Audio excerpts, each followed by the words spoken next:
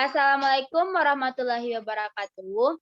Baiklah, kami dari kelompok 13 yang beranggotakan saya sendiri, Aziza Ananta Putri, NIM 18043025, Al-Khodiman, NIM 18043033, dan Ela Anissa, NIM 18043035.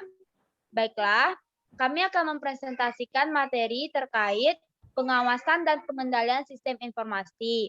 Adapun pembahasannya mencakup seluk-beluk keamanan dan penyalahgunaan sistem informasi, proses menciptakan lingkungan pengendalian, dan proses memastikan kualitas sistem. Baik, untuk materi pertama akan dijelaskan oleh Ela Anissa. Kepada Ela, disilakan.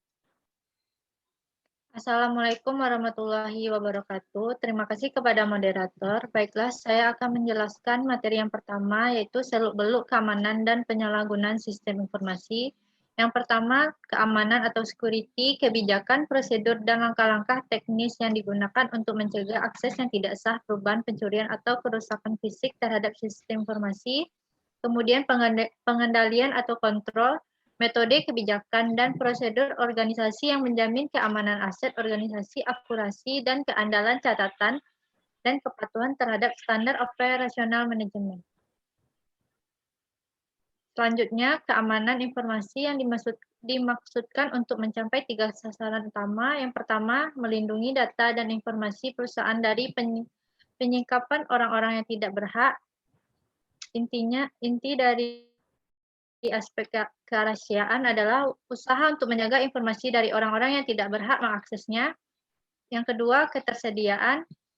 Aspek yang berhubungan dengan metode untuk menyatakan bahwa informasi yang benar-benar asli atau orang yang mengakses atau memberikan informasi adalah betul orang yang dimaksud. Dan kemudian, aspek yang menekankan bahwa informasi tidak boleh diubah tanpa seizin pemilik informasi, adanya virus, Trojan horse, atau pemakaian lain yang mengubah tanpa izinnya. Selanjutnya, kerentanan internet. Jaringan publik yang besar seperti internet lebih rentan daripada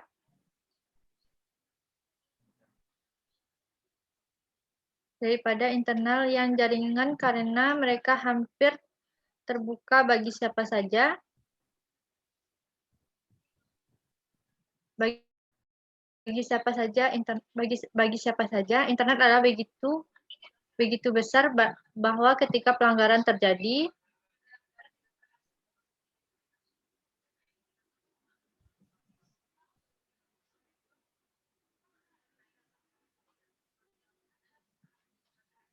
ketika internet menjadi bagian dari jaringan perusahaan, organisasi, sistem informasi bahkan lebih rentan terhadap tindakan dari pihak luar. Komputer yang selalu berhubungan ke internet dengan modem kabel atau digital subscriber line garis yang lebih terbuka untuk penetrasi oleh pihak luar karena mereka menggunakan alam internet tetap di mana mereka dapat dengan mudah diidentifikasi. Selanjutnya, tantangan keamanan nirkabel. Teknologi transmisi Wi-Fi yang dirancang untuk memudahkan pemancar menemukan dan mendengarkan satu sama lainnya. SSID yang mengidentifikasi titik akses dalam jaringan Wi-Fi disiarkan berulang dapat diambil dengan mudah melalui program sniffer yang dimiliki para penyusup.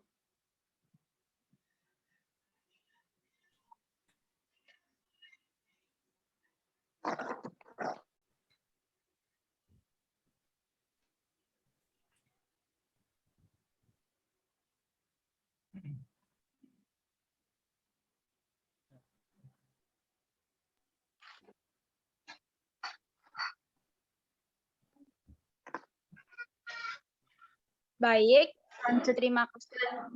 Selanjutnya, perangkat lunak berbahaya. Yang pertama, virus. Program perangkat lunak yang berbahaya yang menempel pada program perangkat lunak lain atau file data untuk dieksekusi. Yang kedua, worm. Program komputer independen yang menyalin diri dari satu komputer lainnya. Kemudian Trojan horse. Program perangkat lunak yang tampaknya jinak tapi kemudian melakukan sesuatu yang lainnya dari yang diharapkan. Selanjutnya, spyware. program kecil yang menginstal sendiri diam-diam pada komputer untuk memantau kegiatan penelusuran web oleh pengguna untuk memunculkan iklan. Selanjutnya, keylogger mencatat setiap tombol yang diketik pengguna pada keyboard untuk melakukan pencurian terhadap kata sandi, no seri software, akses rekening, kartu kredit, dan lainnya. Selanjutnya, kejahatan komputer. Pelanggaran hukum pidana yang melibatkan pengetahuan teknologi komputer dapat menjadi sasaran kejahatan, misalnya melanggar kerahasiaan data, terkomputerisasi. Yang kedua, mengakses sistem komputer tanpa otoritas. Yang ketiga, komputer sebagai alat kejahatan, misalnya menggunakan email untuk ancaman atau pelecehan.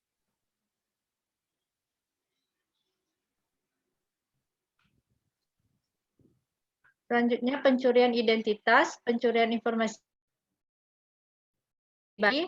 phishing atau menyiapkan situs web palsu atau mengirim pesan email yang terlibat seperti bisnis yang sah untuk meminta pengguna untuk data pribadi rahasia. Yang selanjutnya, evil twins, jaringan nirkabel yang berpura-pura menawarkan untuk dipercaya. Selanjutnya, wifi, koneksi ke internet, perming, pengalihan pengguna ke halaman web palsu, bahkan ketika jenis individu yang benar alamat halaman webnya. Kemudian klik fraud, link yang bermunculan pada mesin pencarian yang berbentuk iklan yang ketika diklik tidak mengarah ke produk yang sebenarnya.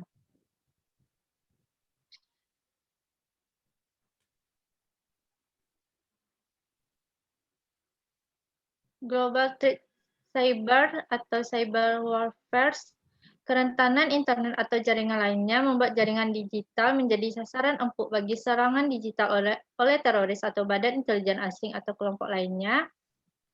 Cyber Text menargetkan perangkat lunak yang berjalan pada layanan listrik, sistem kontrol lalu lintas udara, atau jaringan bank besar dan lembaga keuangannya. Ancaman internal terhadap karyawan. Yang pertama, ancaman keamanan sering berasal dalam organisasi tersebut. Kedua, prosedur keamanan ceroboh atau pengguna kurang berpengetahuan. Yang ketiga, social engineering, menipu karyawan untuk mengungkapkan password mereka dengan berpura-pura menjadi anggota yang sah dari perusahaan yang membutuhkan informasi. Kemudian terjadinya kelemahan software. Perangkat lunak yang komersial mengandung kelemahan yang menciptakan kerentanan keamanan seperti bug tersembunyi atau cacat kode program. Yang kedua, cacat dapat membuka jaringan untuk penyusupan. Yang terakhir, PSIS, vendor melepaskan potongan-potongan kecil dari perangkat lunak untuk memperbaiki kelemahannya. Mungkin sekian, kembali kepada moderator. Baik, terima kasih kepada Elvira. Untuk materi selanjutnya akan dijelaskan oleh Alfodiman. Pada Alfodiman disilakan. Baiklah, terima kasih kepada moderator. Selanjutnya, proses menciptakan lingkungan pengendalian. Yang mana adalah pengendalian sistem informasi baik manual maupun otomatis, terdiri dari kendali umum dan aplikasi. Yang mana kendali umum adalah berpengaruh terhadap desain, keamanan, penggunaan program komputer, dan keamanan arsip data secara umum dari semua infrastruktur teknologi informasi perusahaan. Dalam kendali umum ini meliputi kendali perangkat lunak, yang mana memantau penggunaan sistem dan mencegah akses tanpa izin pada program perangkat lunak. Selanjutnya, perangkat keras, yang mana memastikan bahwa perangkat keras aman secara fisik dan memeriksa keberadaan kesalahan fungsi pada perlengkapan dalam perusahaan. Selanjutnya, operasional komputer, yang mana mengawasi kinerja komputer departemen untuk memastikan bahwa prosedur yang terprogram dapat secara konsisten dan tepat diaplikasikan pada penyimpanan dan memproses data. Selanjutnya, keamanan data, yang mana memastikan data arsip bisnis yang berharga, baik yang terdapat dalam cakram ataupun rekaman. Selanjutnya, implementasi sistem, yaitu mengaudit proses perkembangan sistem pada berbagai titik yang memastikan bahwa proses dikendali dengan tepat. Selanjutnya, administrasi, yang mana merumuskan standar, peraturan, prosedur, dan kendali disiplin untuk memastikan bahwa kendali umum dan kendali aplikasi organisasi dilaksanakan dengan tepat. Sedangkan untuk kendali aplikasi adalah kendali khusus dan spesifik pada setiap aplikasi yang terkomputerisasi, yang memastikan hanya data yang sah dan akurat yang dapat diproses menggunakan aplikasi tersebut. Yang mana dalam aplikasi ini meliputi kendali input, kendali memproses, dan kendali output.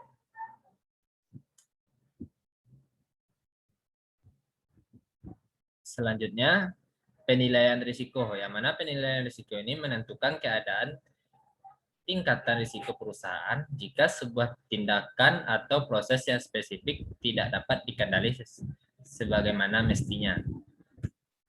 Selanjutnya, kebijakan keamanan, yang mana kebijakan keamanan dilakukan untuk memberikan perlindungan terhadap aset perusahaan. Kebijakan keamanan ini terdiri atas pernyataan peringkat risiko informasi, mengidentifikasi tujuan keamanan yang dapat diterima, dan mengidentifikasi mekanisme untuk mencapai tujuan tersebut. Selanjutnya, perencanaan pemulihan bencana dan perencanaan kesinambungan bisnis. Kita bahas terkait dengan perencanaan pemulihan bencana, yang mana sebuah alat untuk merancang yang mana bertujuan untuk merestorasi komputer dan layanan komunikasi setelah perusahaan mengalami gangguan, yang memiliki fokus utama pada masalah teknis dalam hal menjaga dan membuat sistem tetap berjalan. Selanjutnya, untuk perencanaan kesinambungan bisnis, mengidentifikasi bahwa proses bisnis yang utama dan menetapkan rencana tindakan untuk mengendalikan fungsi-fungsi penting saat sistem tidak bekerja. Yang mana dalam perencanaan kesinambungan bisnis ini memiliki fokus kepada bagaimana perusahaan mengendalikan operasional bisnis setelah terjadi bencana. Selanjutnya, peranan auditing, yang mana audit sistem informasi manajemen memeriksa lingkungan keamanan keseluruhan perusahaan sebagaimana pengendalian peraturan sistem informasi individu, yang mana audit keamanan meninjau teknologi, prosedur, dokumentasi, pelatihan, dan personel.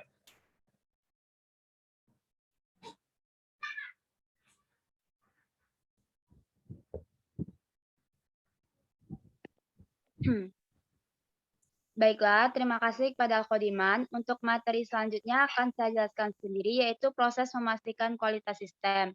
Kualitas sistem informasi berpengaruh atas keberhasilan pengembangan sistem informasi, di mana dalam mewujudkan sistem informasi yang berkualitas, idealnya telah melalui fase quality assurance dan kontrol.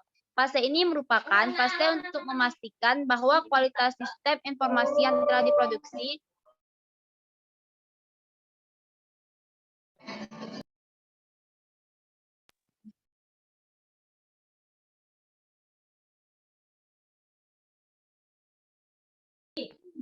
Fase ini merupakan fase untuk memastikan kualitas sistem informasi yang telah diproduksi atau melewati fase development.